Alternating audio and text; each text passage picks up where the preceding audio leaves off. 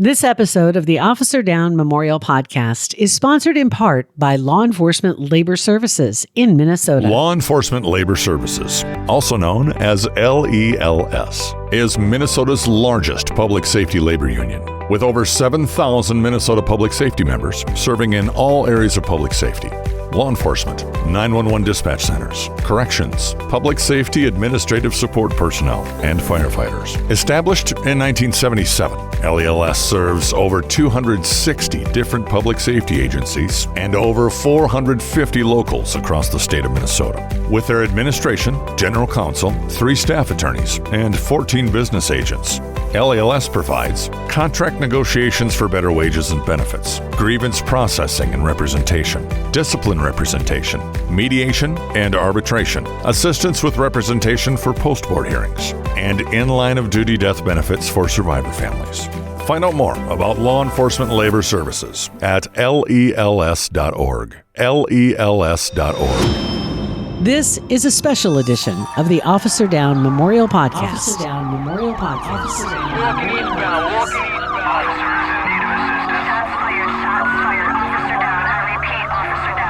Hey, thanks everyone. This is Scott with the Officer Down Memorial Podcast. In this episode, we share an interview I did with Jim Dudley, who hosts the Policing Matters podcast with Podcast One. We discuss the psychological and emotional challenges we face today in law enforcement, cumulative stress and PTSD, and the importance of mental health resources. Also, why we must remember our fallen and support their families always. We put the video link in the show notes if you'd like to watch the video of the interview as well. So thanks to Podcast One for their support, and thanks to Minnesota's Law Enforcement Labor Services for sponsoring this episode. Here's the Policing Matters podcast with Jim Dudley. Hey, welcome back to Policing Matters on PoliceOne.com. I'm your host, Jim Dudley. Well, we know that police work is not for everyone. If it were easy, anyone could do it. For some, the stress, sacrifices, and lack of positive reinforcement and exposure to firsthand or vicarious trauma may be too much. I'm a proponent of law enforcement, as most of you know, to the point of being called a law enforcement evangelist. I try not to discourage anyone from the profession, but some need help. How can we give enough support to help those to continue? When do we need to call it quits? Well, Sheriff Scott Rose is the host-producer of the Officer Down Memorial Podcast, which is dedicated to ensuring the service and sacrifice of our fallen officers and to make sure that they're never forgotten. Within many of these podcasts, he also discusses PTSD and cumulative stress in law enforcement. Scott Rose was elected the 26th sheriff of Dodge County in 2014. The Dodge County Sheriff's Office serves a county of population of nearly 21,000, including 6 municipalities. Well, welcome to Policing Matters, Sheriff Scott Rose. Thank you, Jim. Thanks for having me. Yeah, sorry, I've got a little scratch in my throat today. Oh, no worries. Hey, you've been hosting your podcast for a while. What put you onto the topic? So I started the podcast in 2020, and I sit on the board with the Minnesota Law Enforcement Memorial Association, also the Law Enforcement Memorial Foundation of Southeast Minnesota, and the Invisible Wounds Project in Minnesota. So in addition to my work in law enforcement, I've spent a ton of time with survivor families. And of course, with LEMA, we're busy with LEMA, not only providing services and support for survivor families, but we put on all the law enforcement funerals in the state. And we also train other honor guards from all over the country on how to honor and honor the support and sacrifice of these officers with these celebrations of service or funerals.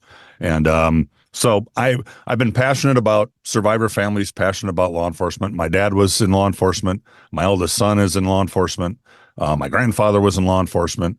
So it's my family. And in 2020, with everything going on with COVID and with the Floyd incident in Minnesota here, I was looking for something where with these survivor families, having worked with them, if you look at these websites, you look at the state memorial sites, you see a paragraph. It's just a brief paragraph that explains, the officer's incident and what happened to the officer and how we lost them. But it really doesn't tell you much about the officer. And having worked with survivor families, I know there's so much more to their stories.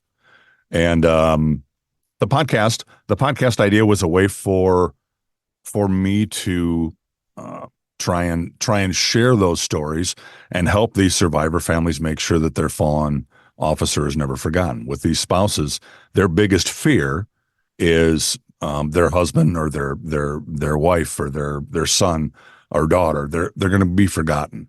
Their story and their sacrifice is going to be forgotten. And the sacrifice that these survivor families make goes on forever. That doesn't ever stop.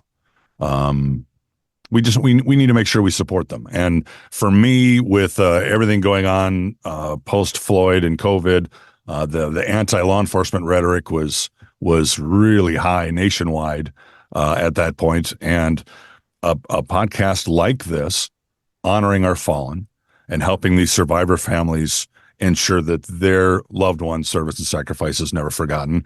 It also sends a message to the men and women who are serving and the men and women who are considering serving. It sends the message that what we do is important. What we do is noble. What we do is something unique. We're asking ordinary people to take extraordinary risks for people they don't even know, because we're looking for people who believe in service before self. And I thought that was a perfect time to do something like this and to promote law enforcement and help these survivor families. So that's why I got it started. Yeah, well, I tip my hat to you for doing that, because I think we get so many negative messages. A message like yours, a friend of mine, Chaplain Jared Altick from Kansas City. There's so many others, Blue Help out there that help survivors and people with trauma, and sometimes to the point of reaching crisis.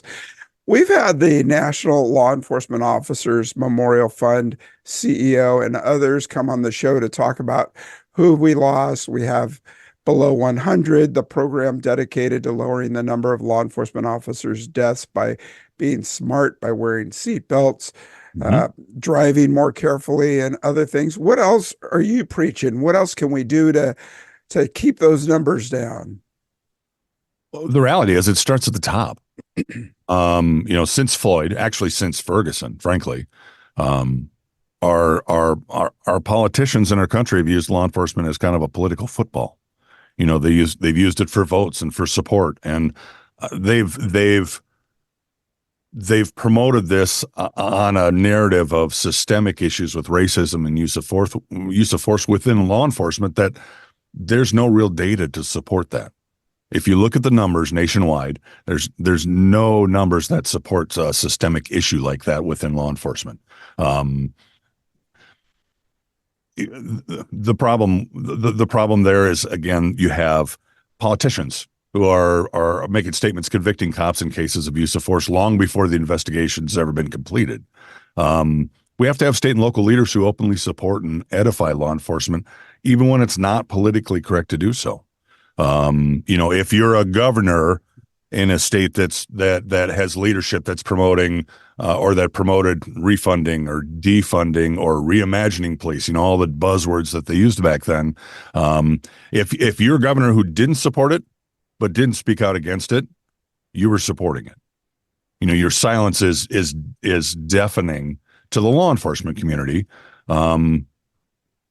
because our men and women need to know that they have the support, at the state level, not at the local level, regional level, and the state level. And law enforcement is stressful enough the way it is. Our careers are this calling is so stressful from a you can't unsee what we see. And it's cumulative stress that builds year after year after year. Every cop that's out there has some degree of PTSD. I firmly believe that. It's just we all process it differently. And the job is stressful enough the way it is without our men and women having to worry about the state or having to worry about the feds, having to worry about being the next news bite on CNN or Fox News or They need to be able to focus on their training and focus on what they're doing. And we need leadership that shows that support and shows that we believe and support law enforcement. And that starts at the top. Yeah, I mean, you make really good points. I mean, even at their own agency, the leadership shown, you're right on with talking about 2020, not only COVID and not only George Floyd, but the political winds that pushed the defunding movement. Right. And some chiefs and sheriffs seem to acquiesce. I think the officers under their leadership looked around to say, well, where are we in this? What should we do? Right. And there was some confusion. That's never good in police work. No. So, yeah, go ahead. Well, I refer to them as experiments. We had experiments like the defunding of the police, or reforming of the police, or reimagining of the police. Frankly, these were experiments to garner political support. And when it was politically correct to do so. And then our last election cycle, for example, in our state, many of our politicians who were anti-police, pro-reform, all now are on the bandwagon of we got to push all this money towards police, and we support our law enforcement, and they're important, because their idea, their reimagining, their reforming, their defunding, it didn't work. Mm-hmm. And it's so frustrating when you get politicians who take a broad brush and paint all of us as bad, as systemically racist or brutal, with use of force issues because of one mistake, or because of you look at the vast majority of law enforcement. When we're fully staffed in Minnesota, we've got over 10,000 cops here. And 99.9% of them are amazing people. And all they want to do is help. That's the only reason they got into this career. They felt that calling to serve. They're not in it for the money.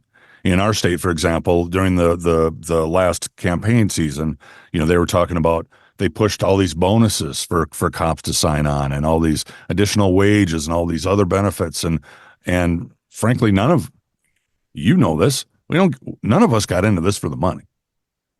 And to think that is ridiculous. And to think that is basically assuming that this is just a job for us. And it's not. This is more than a job for us. The people, the men and women who serve, the risks they take, they're putting service before self. Their dedication to our communities is like no other career field. It's not a job; it's a calling.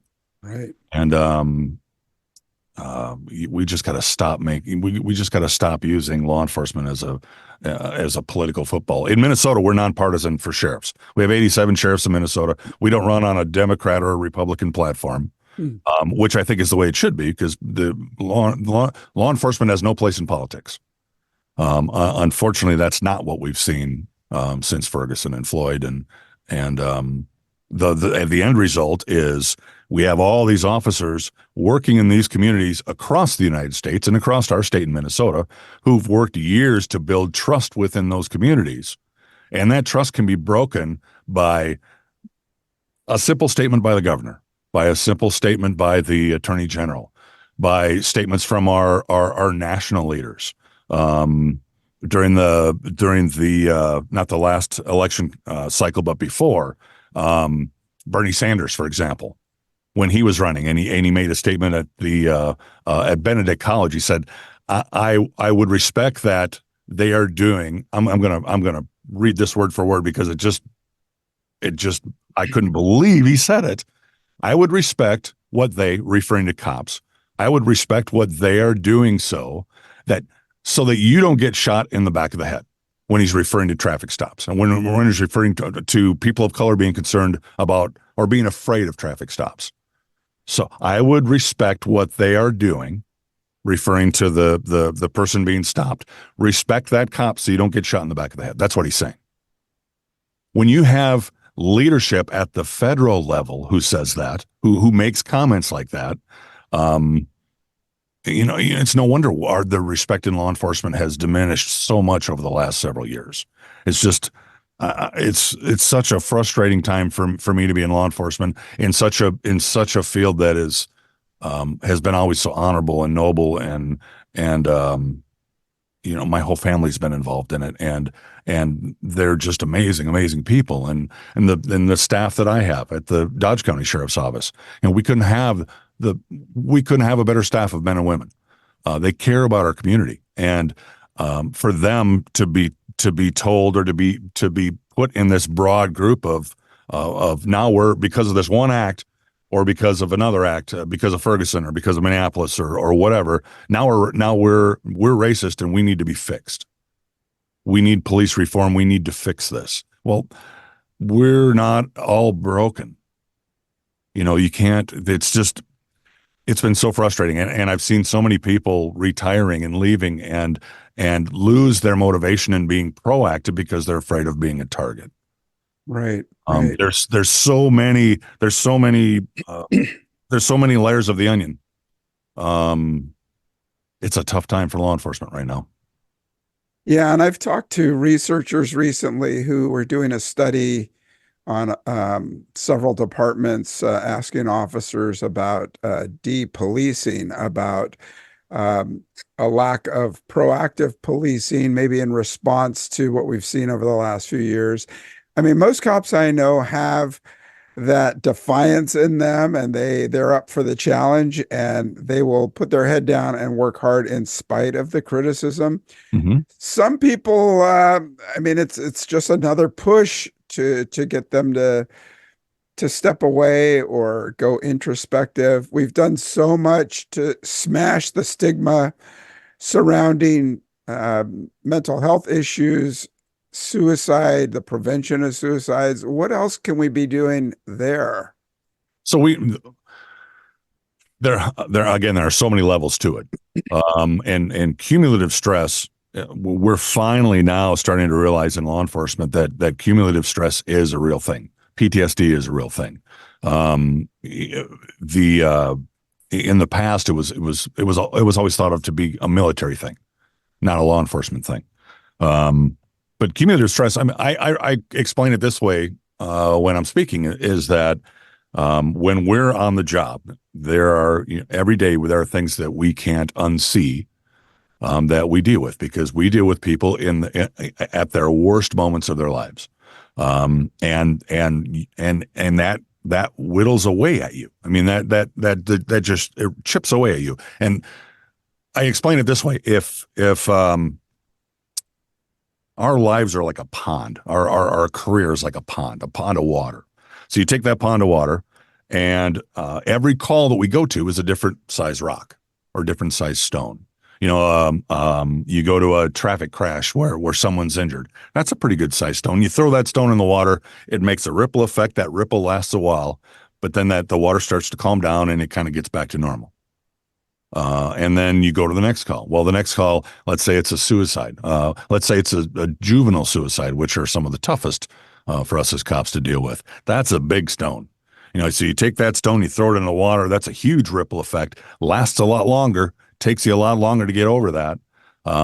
Water calms down, and you keep adding these stones into your pond. And over the years, while the water at the top, that level at the top levels off, the ripples go away, that pile of stone in that pond keeps building up. That doesn't go away. And at some point, you got to address that. Mm. When I started back in law enforcement, you were told not to talk about. You didn't talk about stuff. If there was a call that bothered you, you kept it to yourself. It's part of the job.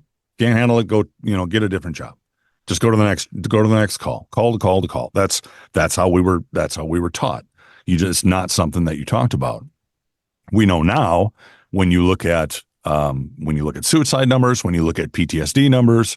When you take a real look at cumulative stress within law enforcement, that's not sustainable. You can't do that. Now, some people handle stress differently. Some people handle and are able to process that cumulative stress differently. Myself, for example, I really didn't do a lot of debriefings and counseling up until we lost one in the line of duty in 2013, who was one of my best friends at work. Then I needed the help because I didn't know how to process it. Fortunately, we had some help available, and I was able to work through that. The one thing that it was never explained to me, and that we have to remember to explain to our new cops, is with these debriefings. For example, with our staff, with our mental health programs that we have within our agency, if you're at a critical incident, before the end of your shift, we're going to have what we call a diffusing, where we're going to get everybody together who was at that call, and only people who were there at the call, and we're going to discuss it.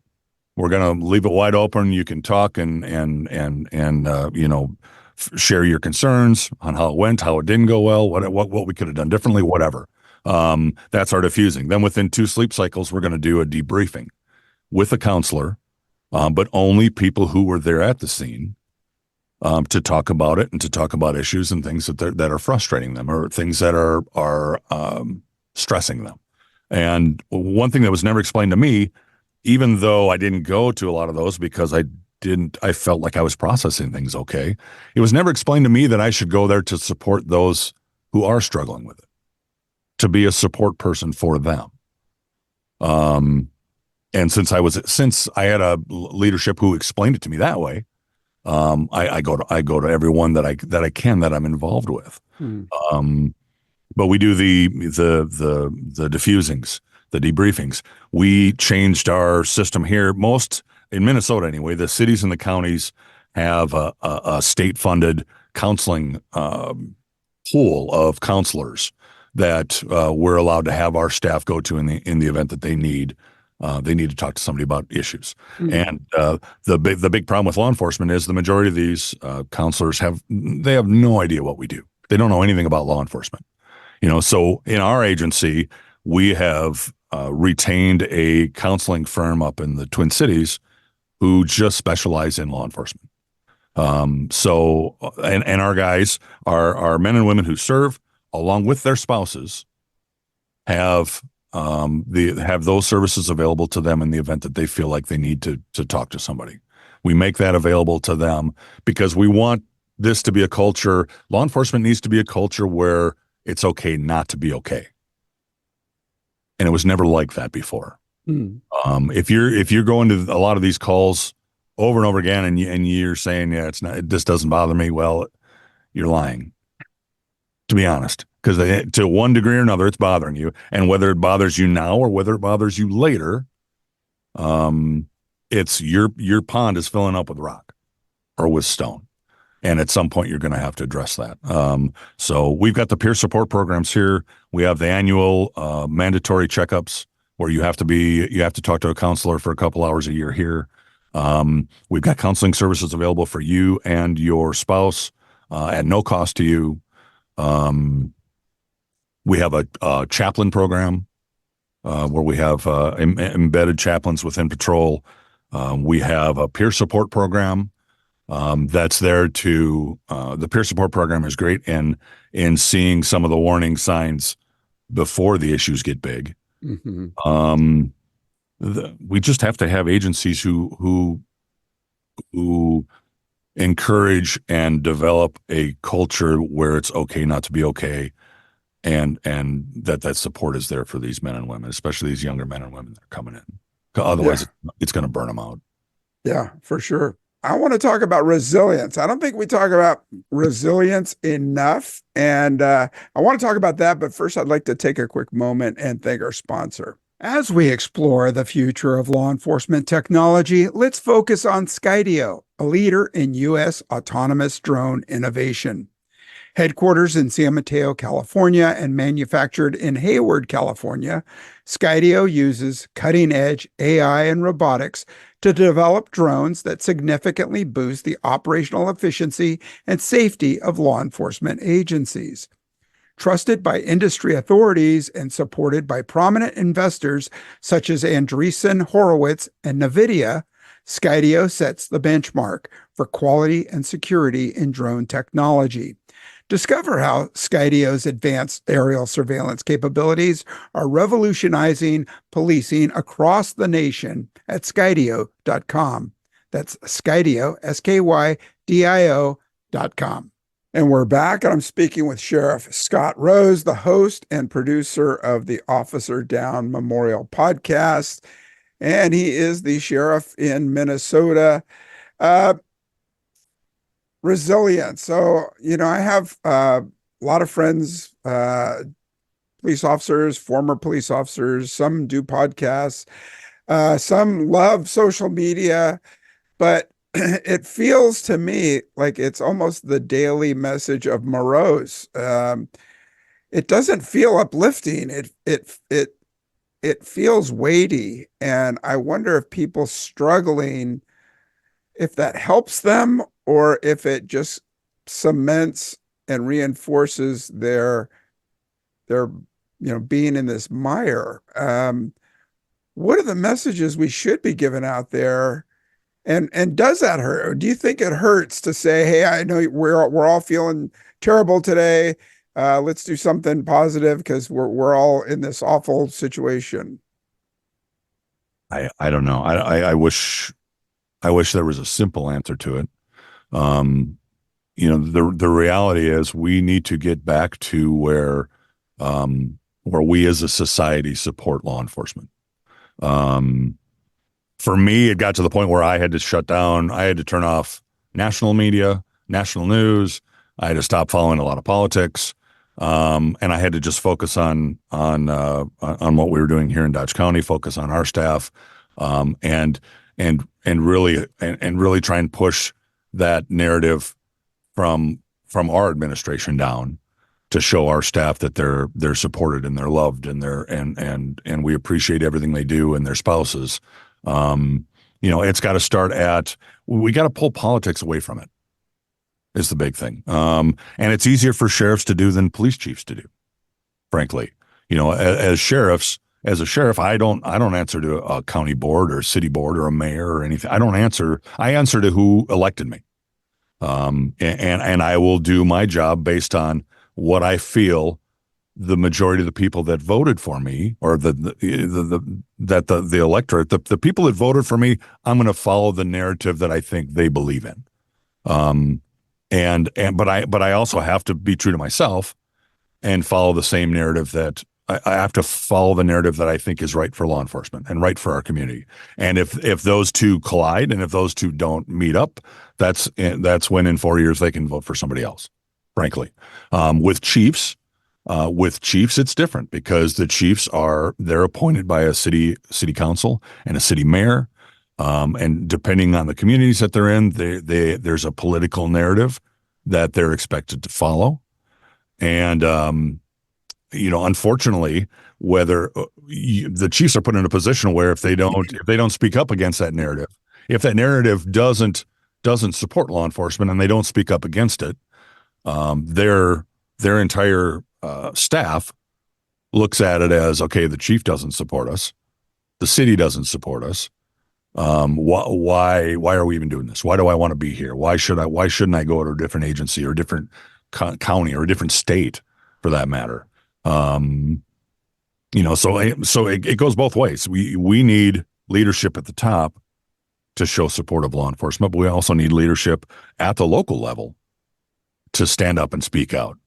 In addition to that, we also need to have, we need to have people put into positions, whether it's a county attorney's office or judges that are appointed.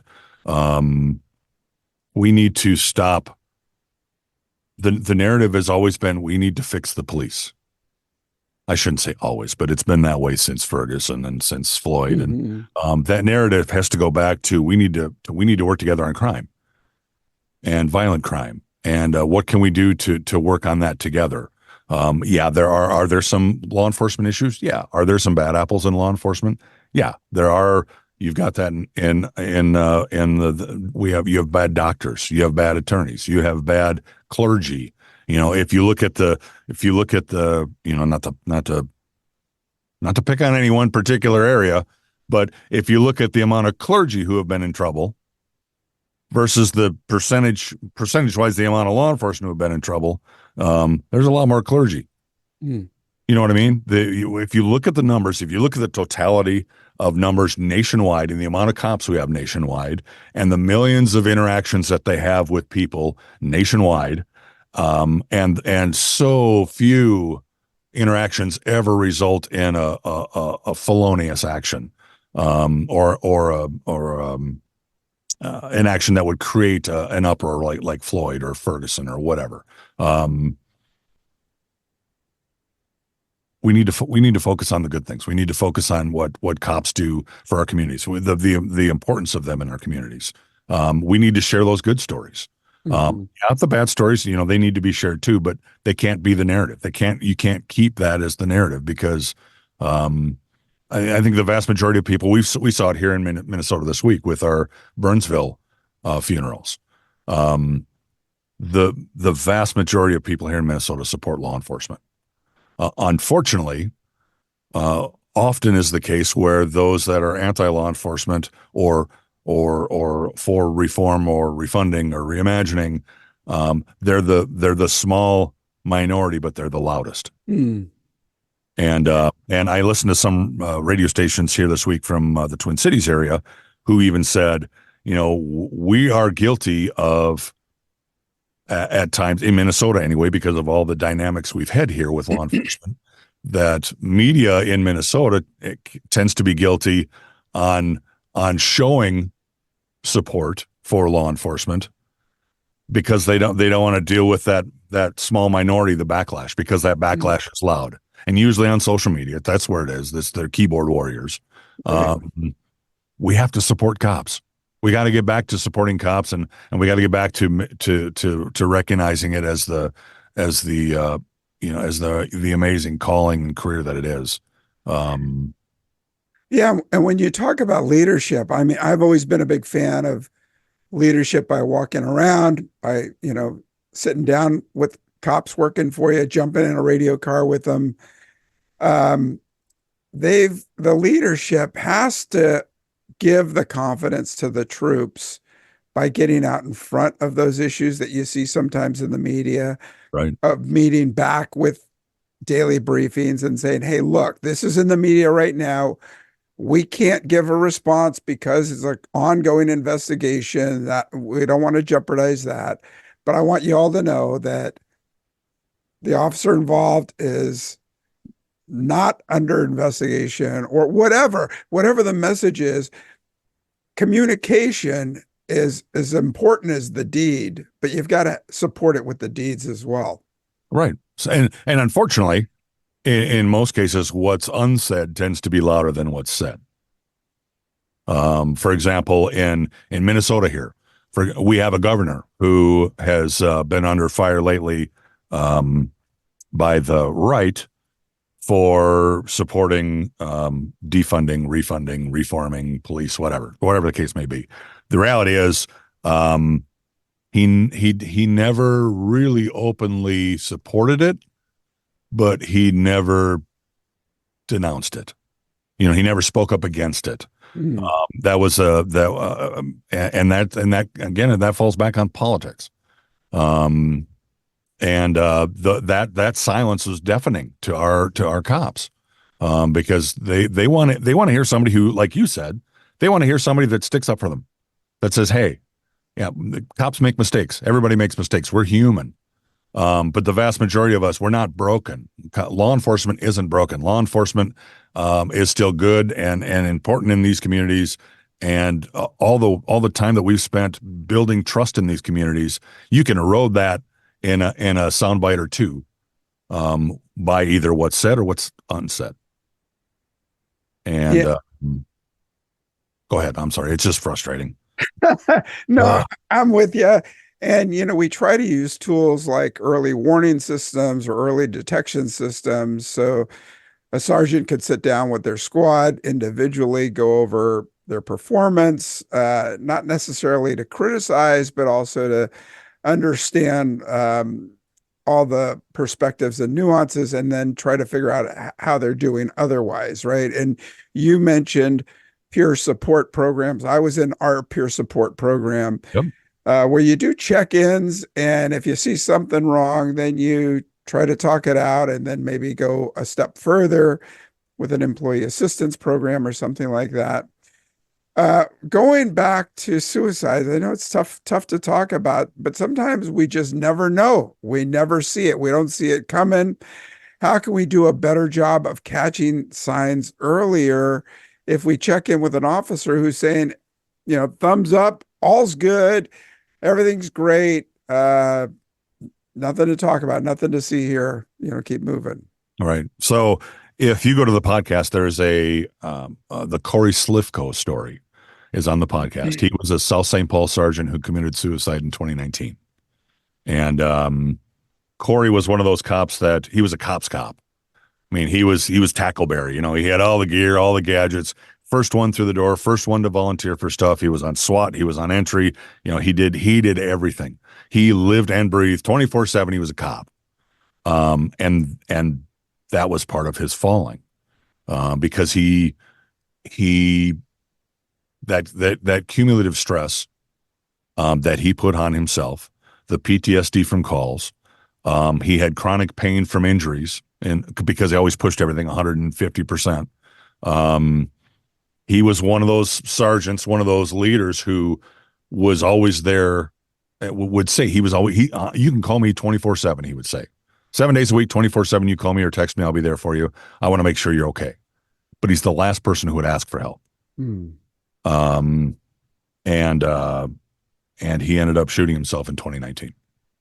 And that, if you listen to that story, what's brutal about that podcast is listening to his young teenage son, make the 911 call and tell the dispatcher that my dad shot himself. And you can hear Ethan calming. He's telling his mom and telling his daughter to calm down. At the time he was, I think, 12.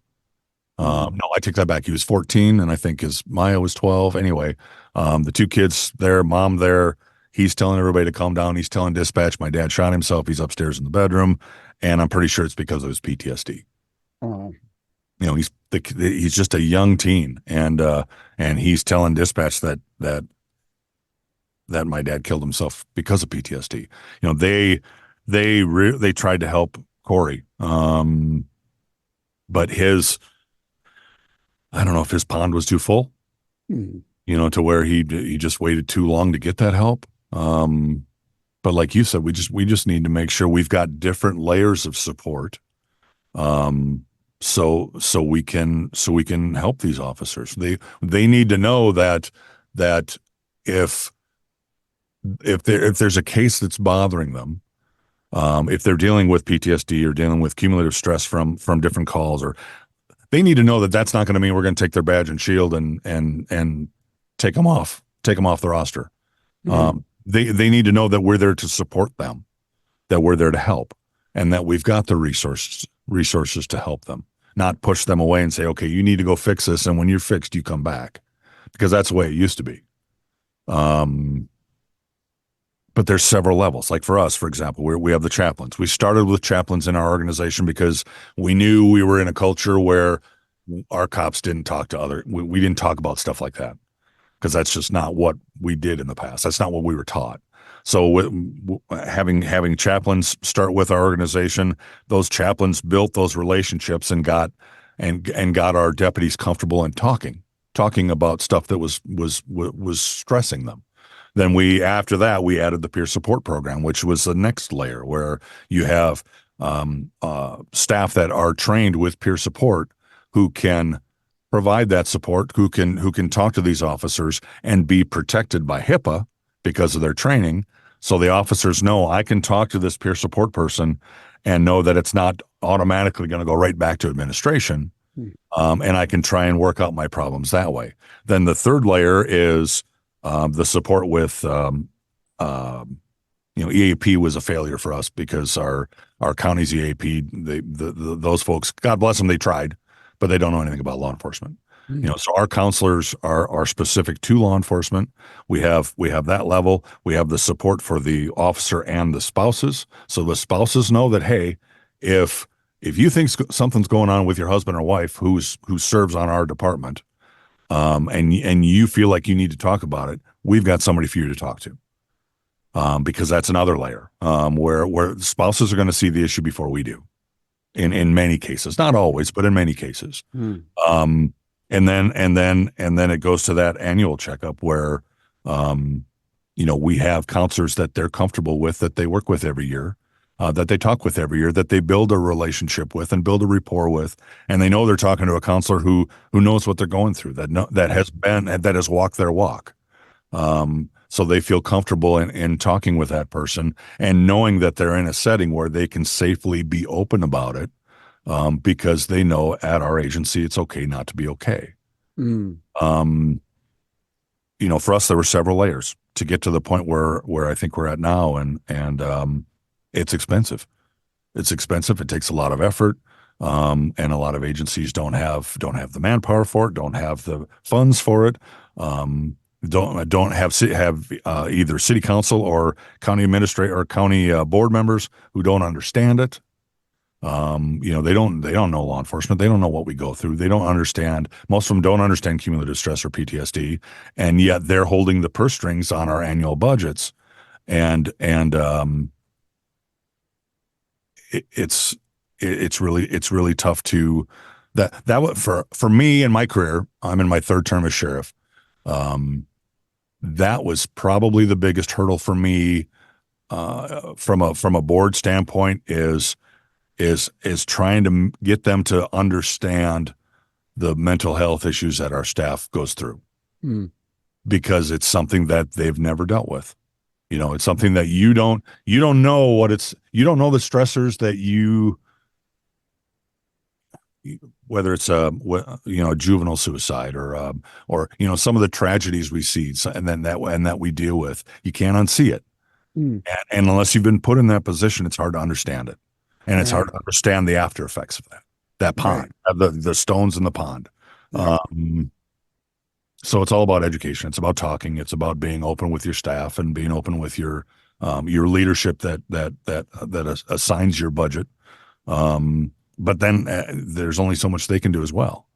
So you have to have, there's an educational piece there that we just have to keep working on. We're finally getting started. I testified at the state level and at the federal level with Corey Slifko's wife for state and federal benefits for survivor families of blue suicide. And both bills have been passed now. And we're super excited about that for these families, because these survivor families of blue suicide, they're kind of the forgotten families.